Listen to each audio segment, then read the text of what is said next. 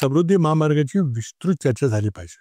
ती काही होत नाही आणि मला वाटतं CAG पण काही करेल का नाही मला माहित नाही. मी साधं गणित केलं होतं, अगदी बॅकअप द एनव्हलप कॅल्क्युलेशन.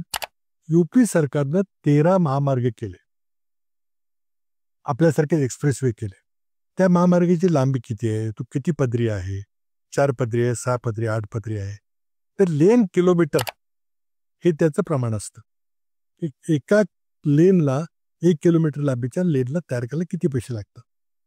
आता UP सरकारच्या 13 एक्सप्रेसवेची सगळी माहिती आपल्याला उपलब्ध आहे आणि समृद्धी महामार्गाची माहिती उपलब्ध आहे.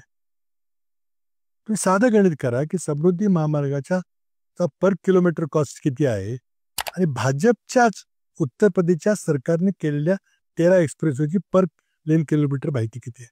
त्याचं लगेच सगळं गणित लक्षात येईल आपल्याला. आमचाच प्रश्न त्यामध्ये आरोप आहे की यामध्ये CAGची इन्क्वायरी ती पक्षपाती झाली पाहिजे. ते भाजप सरकार असताना होणार नाही.